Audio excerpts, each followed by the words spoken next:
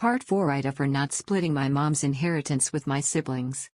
Since I have told Melanie that we plan on keeping the house, she has made it her mission to do everything in her power to bury me.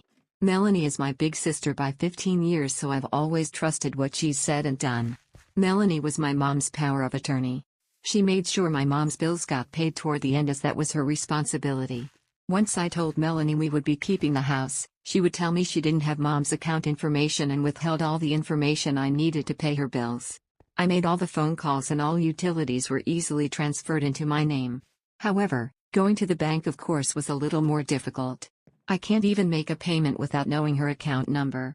Melanie has kept all of mom's paperwork and refuses to give me that information.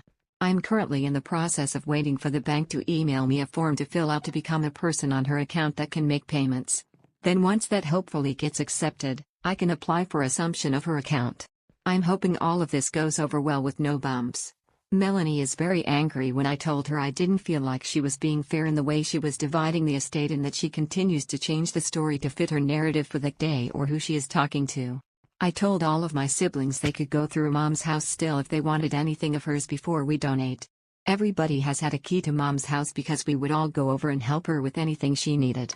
Melanie then went through the house to take all of the valuables, collectibles, anything that could be sold for decent money so she could sell it herself and pocket it all. Mind you, I'm not talking about a couple of small trinkets. She took 4 large glass/real wood curio cabinets, 20 collectible cookie jars, at least 100 collectible angels. And she did all of this in one day as soon as she found out I would be keeping the house. So I asked my boyfriend to change the locks. And he did.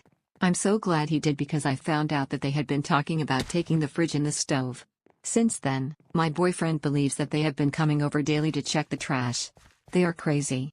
Once she found out the locks had been changed, she truly tried to isolate me from my siblings and my dad. They are really the only family I have left.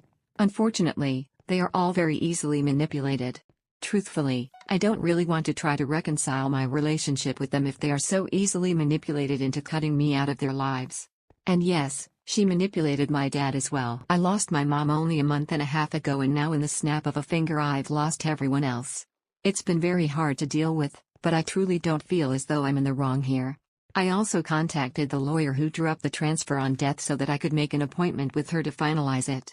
I also asked her if we could discuss my mom's estate. She then told me that no estate had been filed. I also contacted the probate court in our county to get a hold of my mom's will. And they also told me no will had been documented with them. All of that was Melanie's responsibility.